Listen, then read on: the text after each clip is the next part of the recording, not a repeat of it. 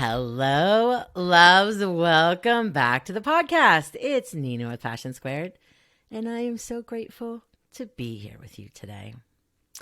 So today, I have a couple memories that have popped up recently, and of course, they made me think of a business lesson and a life lesson, and so we're gonna talk about that today. So I was trying to read a product package the other day, and I couldn't see the writing. It was a little too small for me.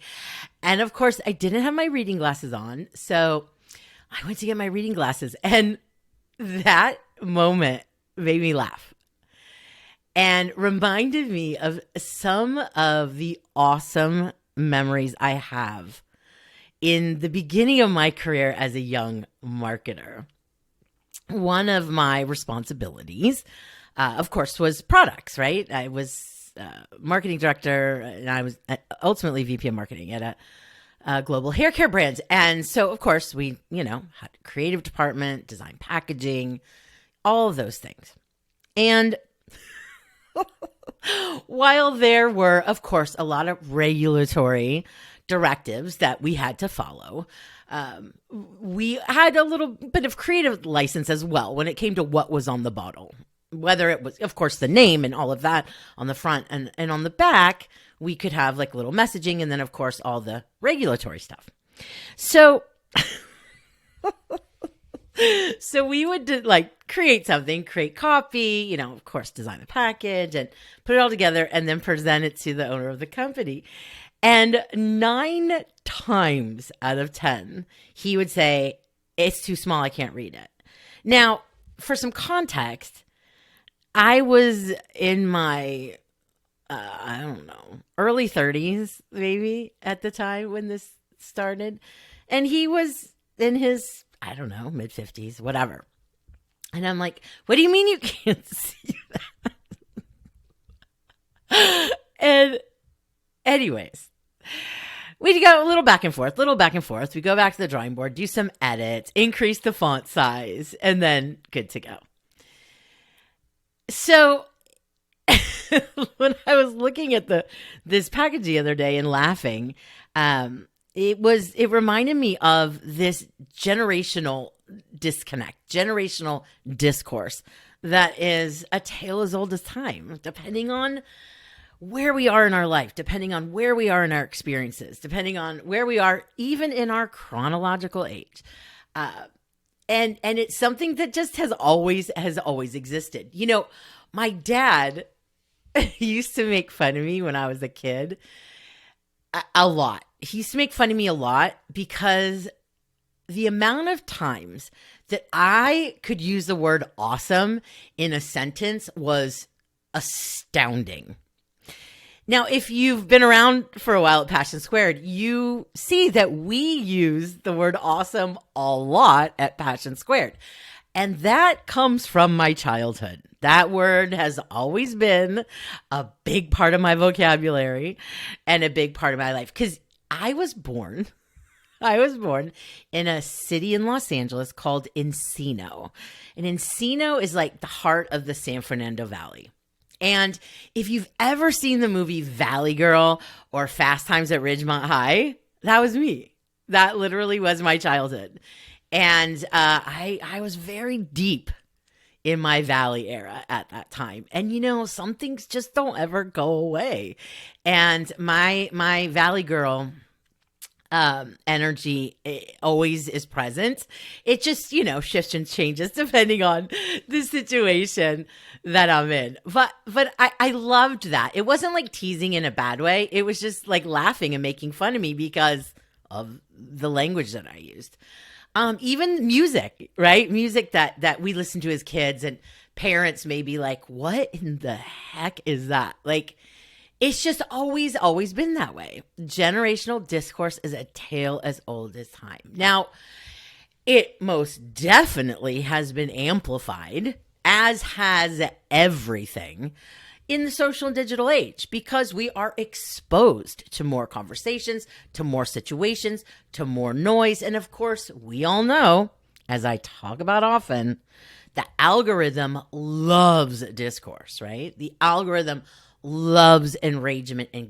The algorithm feeds on that. And then all of a sudden, we're like, oh my gosh, this generation sucks, or this generation doesn't understand this generation. Some of it is legit. Some of it is legit. We do struggle generation to generation on understanding. I am Gen X chronologically.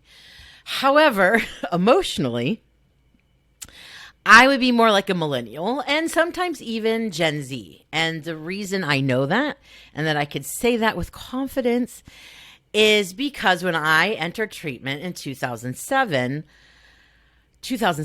not that long ago, I was told my emotional age was 12 and I was 41 when I entered treatment in 2007. So I was not emotionally developing at the rate that I was chronologically developing. So it's been, 16 years? So I'm like 12. So I'm like 30, maybe 28, whatever. We're not doing math in this episode. My point being, tale as old as time. I wrote a blog. I think I talked last week about a blog that I wrote. So many blogs that are still so relevant. This blog I wrote in 2013. And then I published it again in 2015. And it's called Generation Y. And the quote that I start the blog with is, before you go and criticize the younger generation, just remember who raised them. And that is attributed to unknown. So I'm going to read you the blog because this is really the message that I share with our clients at Passion Squared, with our A-School members. This is as much about leadership as it is about happiness and joy, as it is about mentoring, as it is about coaching. And again, this applies to business and to life. So here's the original post from June 10th, 2013. Crazy. Okay, here we go. It always seems it's always the same, it seems. The older generation, no matter which it is always somewhat down on the next generation. Whether it be 60s, 70s, 80s, there's always something people find wrong or irritating. Is it that we lose perspective over time? That we get cranky and tired as we age? I am not a history expert, but I am a human who pays attention. So here's my take on some things to consider when generation bashing or trying to be an awesome leader to future generations. So Gary Vee once said, we've just gotten smarter and realized that 22-year-olds have more value than getting you coffee. And I love that.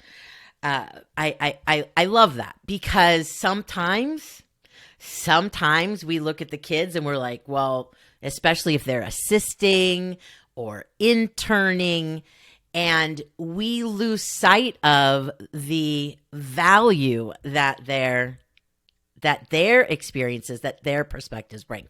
Okay, let's keep going. Here's what I know. Generation Y, they value purpose and meaning, not just a job or a paycheck. Now, remember, I wrote this in 2013, and I was really speaking about millennials. They value purpose and meaning, not just a job or a paycheck. They want to know why. And because I said so does not fly. They want leaders and mentors to tell them what's possible, not what's not possible. They crave authenticity and relationships in work and in life. They are not waiting for our permission to dream or to do important work. I hear so often how challenged folks are when working with the younger generation, how they are afraid of hard work and want everything yesterday. I disagree. I work with young people every day and have successfully led them and helped them do amazing things. I love the youth. I love their passion, their hope, and their courage to take the road less traveled. Here are some things we can do to help lift up the next generation. Be honest with them. Share our wisdom. Listen to them. Create a vision of possibilities for them. Love them. It's really quite simple, but not at all easy to take the time to understand the people we lead. But that is what leadership is about. It's about perspective, understanding, vision, lifting others up, and creating an environment for our teams to shine. Of course, there is an alternative. You can stay angry. Have fun with that. That was the vlog from 2013. So, the truth is we do have a choice. We have there's a lot of things we don't have choices, right? About, over, whatever. A lot of things that are not in our control. However, what is in our control, what we do have a choice around, is how we choose to see generations younger than us. And we do have a choice to stay open to new perspectives, to stay open to different ideas, new ideas, ways in which people work. There's a million examples, but just one really big example for the salon industry. And again, there's many. There's one that's big, really big. I'll never forget, this was probably 10 years ago. I was hanging out with a young millennial salon owner, and they mentioned to me that they don't work Saturdays. And again, I've worked with young people my whole life, and I, pay attention, and I'm open and all of that. It's just not something I'd ever thought about because, back in the day when I graduated beauty school, in 1987, we were a Tuesday through Saturday, like super old school, Tuesday through Saturday. Anyway, so this person mentioned that they don't work Saturdays, and I was like, and they were young. I mean, they hadn't been in business forever. They were doing great, doing awesome, but still, in their first 5 years. And I was like, really? And it stuck. That was it. Like, it just stuck with me. And I'm like, yeah. And if you think about your brand, always it goes back to brand story, brand purpose. What problems are you solving? Brand promise. How do you solve those problems? Brand people. Who are you solving problems for? And then, of course, the brand product and service. What solutions do you have to help solve the problems of your people?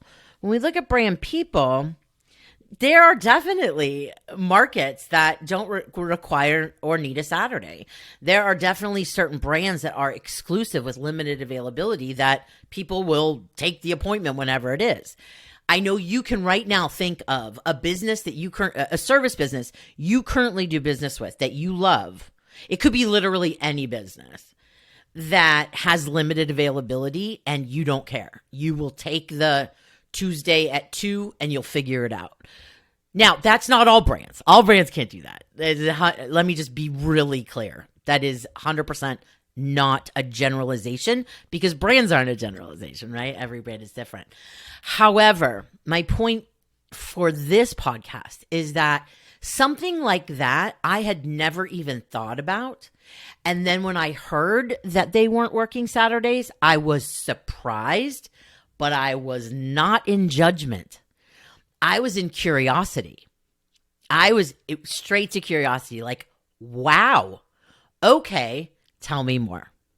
Tell me more about that. I'm interested to learn more about that. So we do have a choice. We do have a choice to stay open to work schedules, to different rhythms, to different energies. All of it is possible if we make the decision to stay open. Now, when I say stay open, and it's just nothing's ever like, it's not black and white. It's not absolute. It's not everything is going to be perfect. No, there are always going to be problems. There are always going to be struggles. There's always going to be challenges. And each generation does have a unique set of challenges, right? But they also have a unique set of perspectives, right? And ideas and thoughts. I used to be the youngest person in the room. And now I'm one of the oldest people in the room. I've loved both positions. I think I love this one more because of how passionate I am and how committed I am to learning. I just love to learn. And some of the best learning is just watching people, right? Just watching people, their behavior, how they interact, how they connect and communicate, listening. And we have to remember that, we all have something. We all have a unique perspective based on our experiences, lived experiences, work experiences. We all have value and contribution. And it is our choice to sit back and say, you know what? I don't understand that. That doesn't make sense to me. And I'm going to sit back and listen. It's hard to do. It's hard to do because we're human. But the amount of joy and the amount of peace that we can get from surrendering, from trying to control shit that we have no control over, and simply stay open and curious, it can completely shift your energy. It can completely shift how you sit in the world. And it's okay to not understand something. It's okay to be like, what are they talking about? That's okay. But we don't have to jump into judgment around it, We can just be like, oh, that's interesting, or that's funny. I love Gen Z slang. I just love their slang. I think it's fantastic. Compared to my slang, again, Gen X slang, but also being a Valley Girl person. I just love it. I love it. They're so smart and clever in their language. And I just think it's really cool. So that's it. That's what we're going to work on this week. Is we're going to work on those moments when we feel like we're sliding into judgment, or we're sliding into anger or whatever. Just taking that moment, being aware of that moment, and being like, okay, all right. And then we're going to reach for our pause, process, proceed tool. We're going to take the pause. We're going to check in with where that judgment's coming from, where those feelings are coming from. So we're going to process that, and then we'll proceed. I am continually inspired by the younger generations, and grateful that I'm still here and able to learn from them and able to be here with you. I don't take a moment of it for granted. I know you know that. I just need to make sure that I say it over and over and over again. Thank you for being here. Thank you for being awesome. Or if this was in the 70s, I would be totally awesome. I don't really have the accent anymore. I kind of do. I think you tell me.